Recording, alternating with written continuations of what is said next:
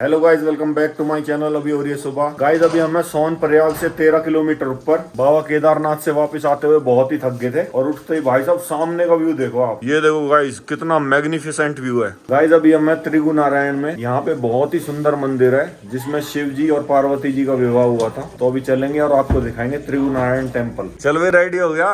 तो गाइस विकास तो पहले ही चला गया अकेला ही। तो अभी चलते हैं, थोड़ी सी दूर पे ही है वो मंदिर। ये देखो, इसे ज्यादा ठंड लगती है, धूप सेक रहा है ये।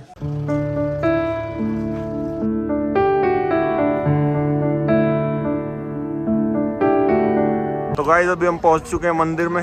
ये देखो यहाँ की गलियों का कुछ नजारा। तो गाइस अभी फाइनली पहुंच चुके हैं हम त्रिगु नारायण टेम्पल। ये देखो कितना भव्य मंदिर है। ये देखो हमारे विकास जी आ चुके हैं पूजा की थाली लेके। पहले ही खड़े हैं हम यहाँ पे तैयार। गाइस बहुत ही प्राचीन टेम्पल है ये आपके सामने है अग्निकुंड, जहाँ पर महादेव और शिव पार्वती का सदियों पहले विवाह हुआ था। ये अग्नि आज भी प्रज्वलित है और यहीं पे दर्शन करने के लिए लोग आते हैं। ये देखो गाइस, ये है वो अग्निकुंड जहाँ पे शिव और पार्वती जी का विवाह हुआ था। ये मंदिर में ही कोई कुंड है। गाइस यहाँ पे लोग बहुत दूर दूर से पूजा करवाने आते हैं। शब्दों में बयान नहीं हो पा रहा, ऐसा अनुभव है। बिकॉज यहाँ पर साक्षात महादेव और माता आदिशक्ति को हम आज भी अनुभव कर सकते हैं। इस हवन कुंड के दर्शन करने का मतलब ये कि आपने अपने इस जीवन का जो है संदर्भ पा लिया हो। तो पंडित जी, इस स्थान की क्या मान्यता है और क्यों लोग दूर दूर से यहाँ दर्शन करने के लिए आते हैं? मान्यता इस तरह से है, ये भगवान नारायण का मंदिर है और माता पार्वती भोलेनाथ का ये विवाह का स्थल है।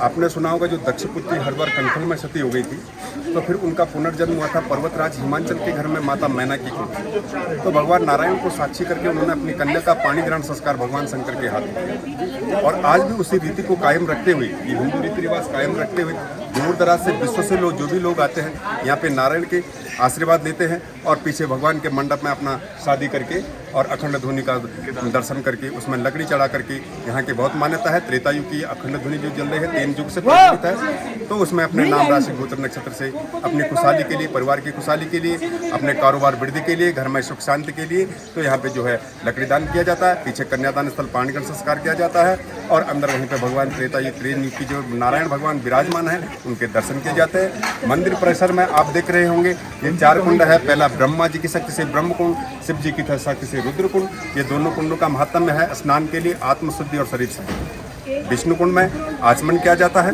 ओम नमो नारायण करके। आप चाहो ये जल घर ले जा सकते हो। इस जल को पीने से पेट के अनेक दुखों का निवारण भी होता है और ये जो है जैसे कैंसर पीड़ित लोगों के लिए मतलब दवाई के रूप में ये पूरा काम करता है। वहीं पे पीछे सरस्वती धारा है, जो पानी उसमें आ रहा है भगवान के चरण रूपी कमलों से आप गर्भ गुफा के दर्शन करेंगे तो वहीं से वो पानी निकल करके सरस्वती धारा में आता है। तो उसमें अपने पितृ के लिए जो है जलदान किया जाता है, तर्पण जिनको बोलते हैं। और अन्य जगह जैसे पिंडदान होते हैं, गया में पिंडदान, बद्रीनाथ में पिंडदान और ये त्रियुगनारायण की सरस्वती धारा है उसमें अपने पितृ देवताओं को जो है जलदान दिया जाता है। वहीं पे छोटा सा एक चिन्नारत कुंड है हाथ पांव धोने का।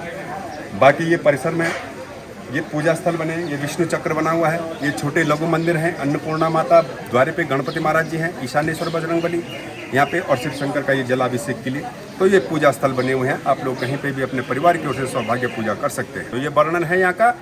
और जो भी तीर्थ लोग यहाँ पे आते हैं थाली लेके अपने परिवार की ओर से पूजा देते हैं। पूजा करने के तत्पश्चात अंदर दर्शन करते हैं, लकड़ी चढ़ाते हैं और लास्ट में जब दर्शन करके जाता है तो अखंड ध्वनि का भस्मा यहाँ का मुख्य प्रसाद यात्री को सुफल प्रसाद के रूप में दिया जाता है।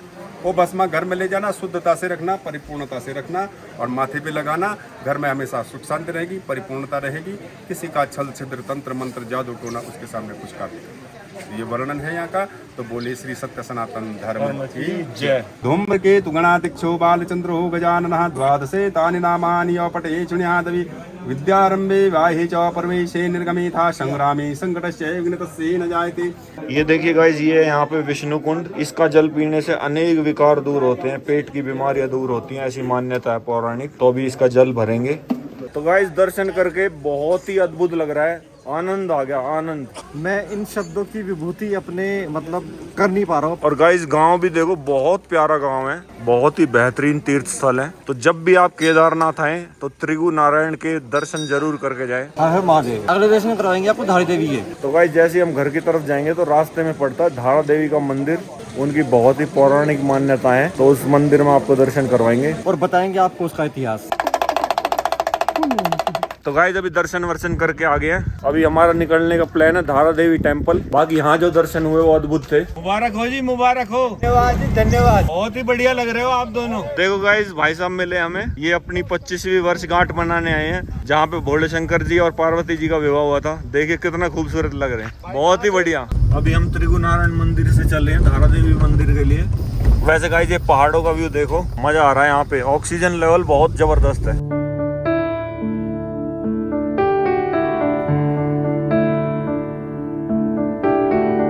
गाइस ये देखो, ये है सीतापुर का हेलीपैड, यहाँ से हेलीकॉप्टर उड़ते हैं केदारनाथ जी के लिए। तो गाइस अभी हम आ चुके हैं धारा देवी टेम्पल और यहाँ से प्रसाद लिया। अभी अंदर चलते हैं मंदिर में और दिखाते हैं आपको। तो गाइस ये है मंदिर का मेन द्वार और ये मंदिर बिल्कुल मेन रोड पे ही है। तो गाइस जो सेंटर में देख रहे हैं आप, ये है माँ धारी देवी टेम्पल।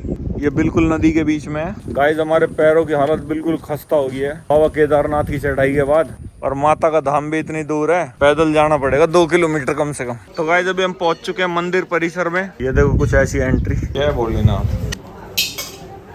तो गाइस अभी विकास जी बताएंगे माँ धारी देवी के दर्शनों का क्या महत्व है। दोस्तों ऐसा माना जाता है कि जो माता धारा देवी है वो चारों धामों को यहाँ से बैठ के कंट्रोल करती है। जो कंट्रोलिंग पावर है वो सारी की सारी माता के हाथ में है। माता आदिशक्ति का ये शक्तिपीठ है, बहुत ही शक्तिशाली माता है। आप सच्चे मन से यहाँ पर जो भी अपनी इच्छा मांगते हो वो ज़रूर पूरी होती है। हर हर महादेव, जय माता आदिशक्ति। तो गाइस हमारे धर्म पुरोहित हैं विकास जी, तो इन्होंने आपको कथा का व्याख्यान नहीं करा यार विकास आपने। अभी 2013 की आपदा के बारे में आपको बताएंगे। ये मंदिर जैसा कि आप देख रहे हो, ये बिल्कुल गंगा मैया के बीचों बीच स्थित है। यहाँ पर एक प्रोजेक्ट बनना था, तो 2013 में माता की जो फोटो है, जो मूर्ति है, उसको उठा के चेंज कर दिया था। उसके बाद एकदम जो है वो प्रलय आ गई थी 2013 की। तो पहाड़ी देवता जो है वो क्रोध में आने के लिए बहुत ही ज़्यादा मशहूर है इस चीज़ के लिए कि बहुत जल्दी क्रोधित हो जाते हैं। तो इनको छेड़ा ना जाए, इनकी जो समय पे पूजा भक्ति होती है वो करते रहना चाहिए।